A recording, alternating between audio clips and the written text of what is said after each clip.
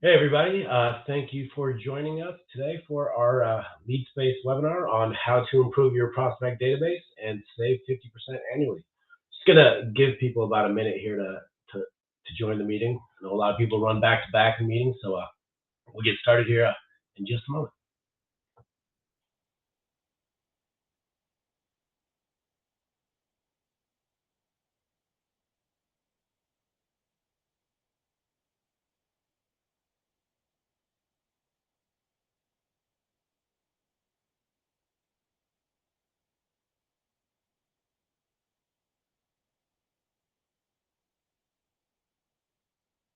All right, we're about a minute in, so let's go ahead and get things started. First off, thank you guys for joining us here today. We really appreciate you taking time out of your busy schedules to learn a little bit about lead space and the topic of course today around how to improve your prospect database and potentially save 50% annually in a variety of ways. Before we dig into the content, just a little bit about myself. My name is Amish Chef. I lead our solutions engineering team here at LeadSpace. I've been in this role since I started here about 8.5 years ago. Also, more recently, gotten more involved in leading the customer experience side of things. So, really have the privilege of working with a lot of our customers and prospects on around the problems, getting deep into the data and the solutions. So, really look forward to sharing a lot of the experiences and learnings I've come across over the last decade or so, if you will. With further ado, let's jump into the agenda. So the agenda today, first and foremost, we want to talk about what are the key objectives and the goals, and why you really want to find better ways to improve your prospect database and effectively try to figure out ways to be more cost effective at the same time. We'll first then talk about some of the challenges with the approaches we've seen over the years that marketing and sales tend to take when it comes to trying to solve these data challenges, if you will. Then we'll dovetail a little bit into the various strategies and how AI is now playing a more critical role in really helping you take your strategies from, what we'll focus on from a use case and value and benefit standpoint is good to great versus best in class. And then ultimately we'll share a little bit about how LeadSpace specifically can help you as well, and then we'll end with some Q&A. A couple of just quick housekeeping items. There's the chat prompt on the right, so we'll be monitoring that. So if you have any questions or comments, we have dedicated time here at the end though to address those questions. And if we can't get to all the questions live, we will absolutely plan to follow up directly with each of you to address any questions that come up. All right, so starting with the goals. So when we think about the goals from a go-to-market perspective, really focusing on marketing, sales, and the company, right? Marketers at the end of the day really want to deliver effective campaigns that are targeted at the best opportunities within their TAM and do so in a very cost-effective way. And, we'll talk a lot about how improving your prospect database can really help marketers hit those goals more effectively. On the other hand, sales is really looking for how to identify the right people, the accounts, and the buying teams relative to the different products and solutions you sell, so they can prioritize the right target opportunities at the right time to really drive, increased pipeline, faster deal cycles, and close more revenue in bigger deals. Ultimately, as you focus on that, if you really put more of an emphasis on world-class customer experiences, that can really be the pillar to drive the company growth and value you're looking to accomplish at the end of the day. So getting into some of the challenges, there's quite a few listed here. Really want to talk about some of the legacy approaches we have seen over the years around why they just aren't sufficient enough when you think about, ultimately you need a lot of data. And so oftentimes a lot of companies look to buy data from multiple vendors. One of the things we see a lot is sales will buy data from a source they really like, marketing will do their thing and buy data from a source they really like, and it ends up being very siloed. And instead of trying to bring marketing and sales together with better alignment, ultimately it kind of creates gaps where they're operating from a different lens about the customer, the prospects, and the people, which makes it really hard to collaborate and get on the same page. When you sort of employ the strategy to buy multiple sources, ultimately do end up with discrepancy at the data level, right? So now you have one source that says the company revenue is X, another might say it's something else, and so you constantly have to deal with how do we clean, update, and take care of some of those data conflicts, and it's a very cumbersome process. It requires a lot of data management. It's sort of an ongoing thing that you constantly have to deal with, and the reality is most people don't wake up every day thinking about how can I spend my time managing data. So it's really about how do you try to mitigate the need to do that so often on a day-to-day basis. And ultimately you're going to have to deal with that to some extent, and it requires a lot of unique operational skills. The more vendors you have and the more sources, the more complexity around integrations, that ultimately lead to you not being able to focus on really using the data, and you're really spending more time on just trying to get the data right. Another thing we often see is people tackle this as a sort of one-off approach, right? It's like let's enrich all the data, let's clean it, and let's do it on a one-off basis. Whereas a really good strategy should be to have a automated way where you are constantly updating, refreshing, and maintaining the profiles in your database so they never get out of date. Today's reality is people are switching jobs more often than ever, and that leads to a ton of data decay. And so it's ideal to try to get ahead of those problems sooner rather than later. Ultimately, the other thing is around the buying groups within an account. Oftentimes, databases are built with a very reactive strategy where you're using prospecting tools to add people on situational basis. Frontline SDRs are tasked with adding the right buyers when you really could try to find a more efficient way to focus on getting the right buyers and the buying teams in there proactively and managing, and we'll touch a little bit on that. And then getting into some of the more advanced signals that really need to be integrated in a dynamic way. So getting into how you should be thinking about database profiling, first and foremost, it starts with some of the foundational signals around firmographics and demographics, right? Who are the companies? How do you segment them into your various territories so you can assign those to the right reps, having key data like revenue size, industry, so some of the fundamentals, right? And then on the contact side, it's the contact information, the title, the roles, their functions. But you really need to couple that with more intelligence around what's in their tech stack, right? What technologies that they use are potentially competitive or complementary to your offerings.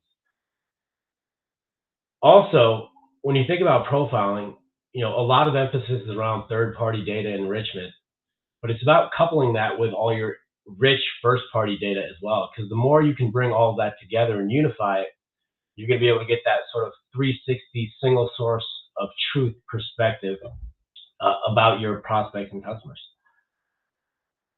And it doesn't really stop there. That's sort of the foundation again of getting all the signals, maintaining it. But when you really try to get to actionable insights, upping the game and really getting to revenue-based signals where you can prioritize which profiles you should be really focusing on from a marketing and sales standpoint. When you think about who look like your best customers from a predictive fit standpoint, is the timing right from an engagement standpoint and where they might be in their buying journey by coupling signals like first and third party intent, understanding the buying committees down to that persona level so you can really connect on that personalized basis where the content's more likely to resonate if you're able to really understand who they are, what they care about, and their role relative to their organization. And then ultimately, how do they actually already engage with you? So we'll get into, as the next step here, how does AI and models, right? Obviously, a lot of buzz around AI these days and what models can do to really help prioritize, make organizations more efficient. So we've kind of broken it down into sort of four perspectives, if you will. There's sort of two dimensions here on the company and person that we believe every company should think about as you think about optimizing your profiles. Starting with the ideal customer profile, and this is really sort of that fit element.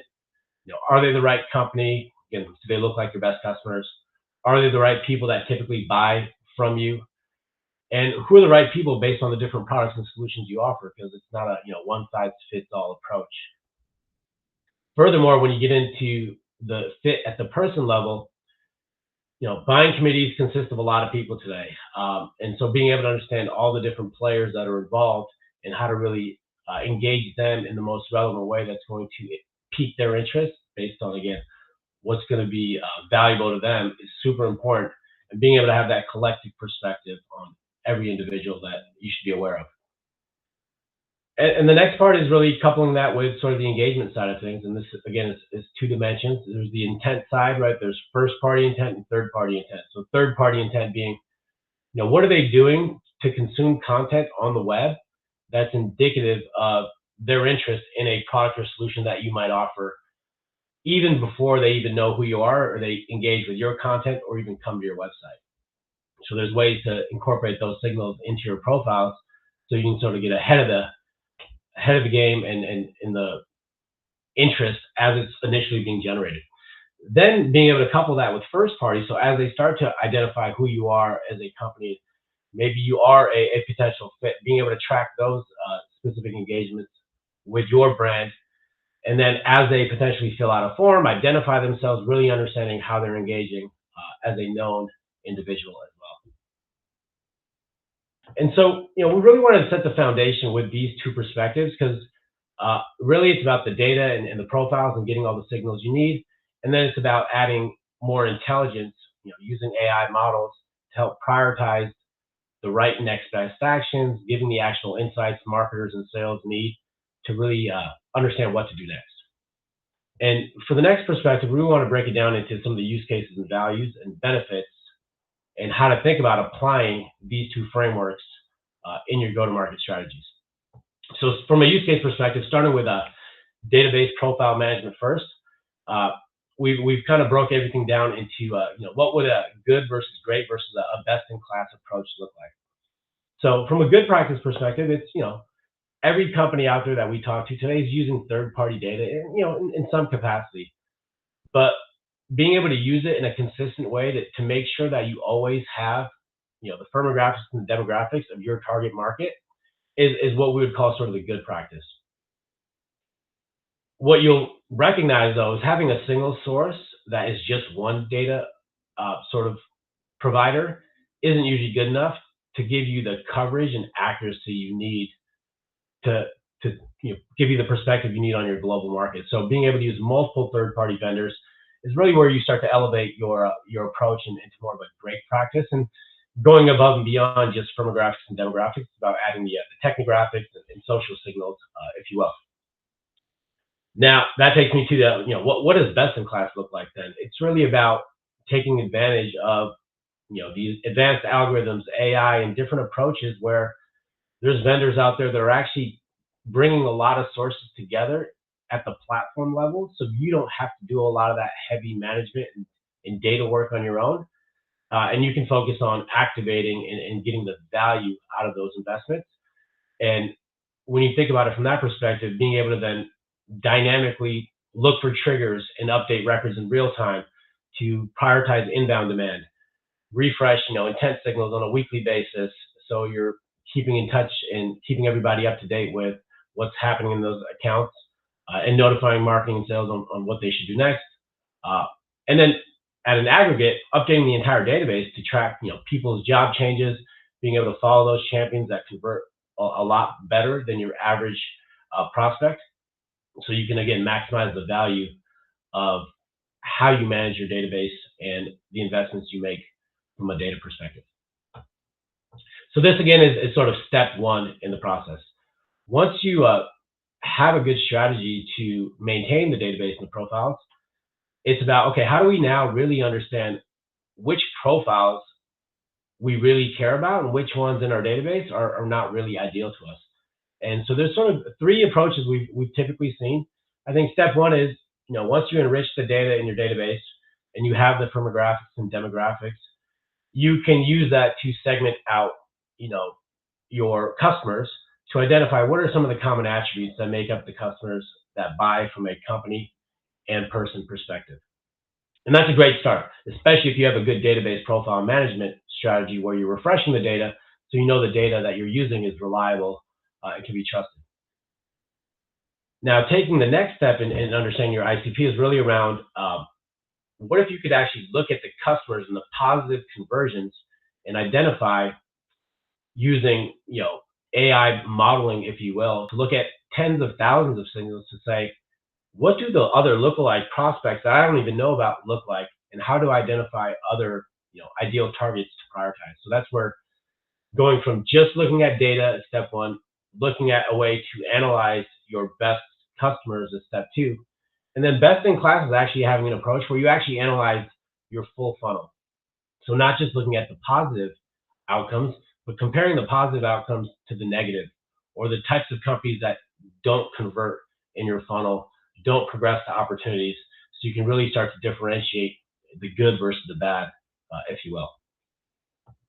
So that's effectively step two, right? Fix the database, truly understand your ICP from a data-driven and AI perspective. That'll help you optimize how you think about the next step, which is how do you take those insights and learnings and apply it to how you think about going to market and understanding your total addressable market.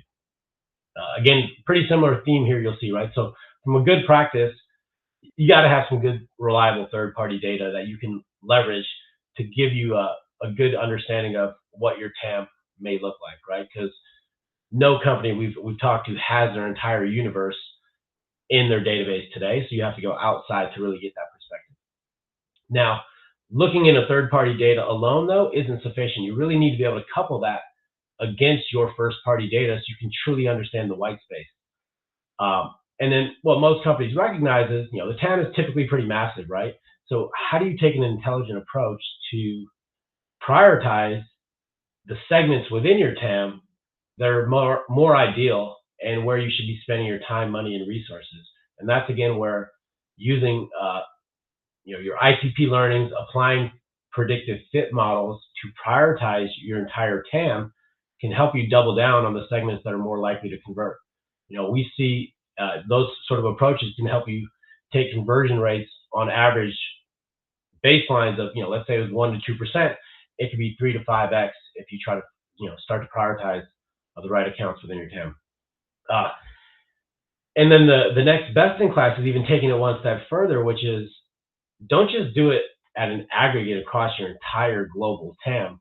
Think about it from a product or geo or territory perspective, because every product line that you might have to offer has its own unique TAM, and the segments for product A versus B could be very different. And so being able to incorporate this sort of strategy down to that level of granularity will truly help you, optimize how you go to market. Building on that as one of the sort of strategies, once you really have a good grasp on how to think about prioritizing your TAM, one of the things that companies are revisiting at least annually, if not sometimes biannually, is how do we make sure we build fair and equitable territories that help us optimize our sales strategies. And again, the good practice is making sure that you have the data to build segments off accurate data. The great is getting into more of that sort of lookalike, evaluating the white space so you can now start to prioritize. But when you really get down to it, if you can really apply AI down to the product and segment it in a customizable way based on your unique go-to-market strategies, right? Whether it be you have named accounts, enterprise segments, all the way down to SMB, and having a strategy to prioritize the accounts, you're going to be able to ensure that not only from a new logo and upsell perspective, but you can apply these insights to really help get in front of renewal opportunities, mitigate churn, so on and so forth, and ensure that the sales territories you create are equitable and you're setting everybody up in your teams for success. So those, are sort of I would say, the foundational steps at the strategic level that every organization should think about doing to really set the foundation. And the next couple of use cases we're going to get into is really about putting it in action.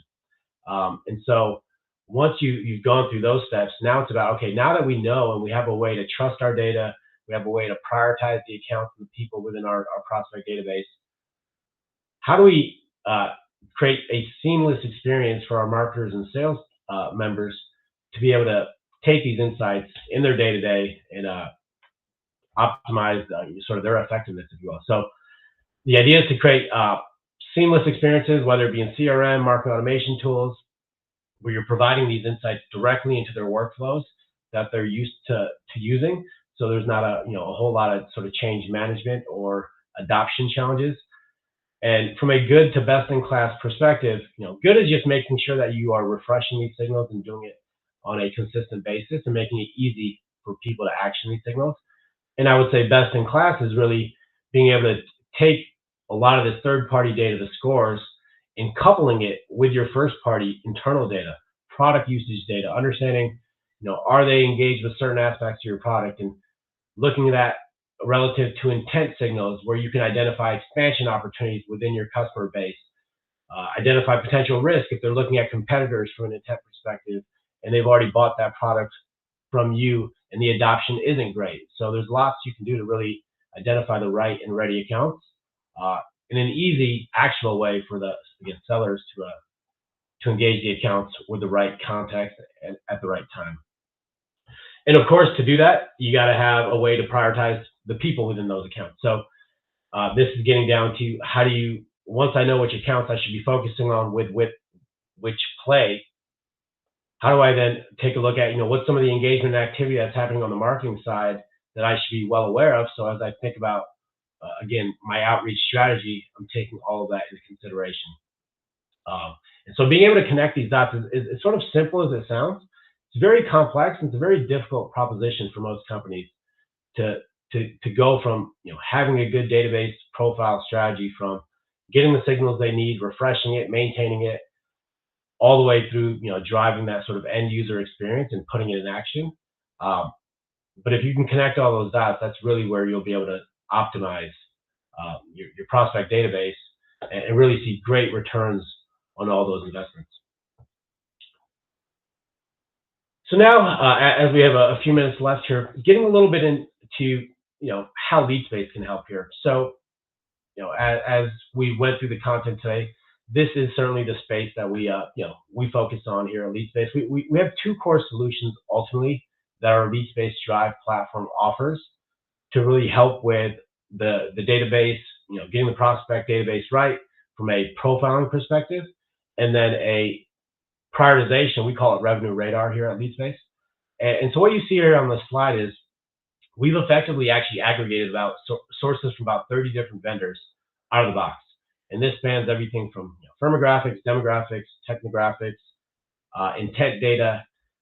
And we have different AI capabilities built in that allow you to answer the questions you see here on the slide around your TAM. Ensure you build optimal understanding of your ICP so you can ensure when you are doubling down on certain segments, you are making the right calculated bets. Understanding your buyers better so you can segment and engage them in the most relevant way. And then understand where they are in their buying journey so you can, again, meet them where they are in their own evaluation process. And the goal here is really to be able to make this accessible and be able to apply this intelligence across the entire buyer's journey and whatever system or tools you guys might use internally. So here at LeadSpace, we like to use the term, we're data agnostic, so we can combine any third-party data. So we have a lot of data out of the box. If you have other third-party data sources you find valuable, we can incorporate those as well. For example, companies like Salesforce have global standardized on our data and our platform globally for their accounts, contacts, and leads. Companies like Hilton, for example, we unify some of their internal first-party data to give them a unique perspective on what does their profiles look like beyond just our third-party data. And there's a lot of other case studies we can get into in a follow-up, and I'll touch on those in a moment. But the idea is we're data agnostic, and you should look for a vendor that can really help you maximize the value without having to do all the heavy lifting of the integrations. And then you should be able to action them wherever you are trying to engage your clients today, whether that be certain CRM tools, marketing automation, expanding all the way to the different digital tools and LinkedIn, Google, whatever DSP you might use from an advertising standpoint as well. And if we boil it down, sort of getting into some of the closing slides here, this is what we are really good at. We've been purpose built over the years to answer these questions for our customers. Who is your ideal buyer profile? What makes up the traits of your best customers? How do you apply that understanding to really identify who your best prospects should be? How do you strategically think about your TAM to build those equitable territories?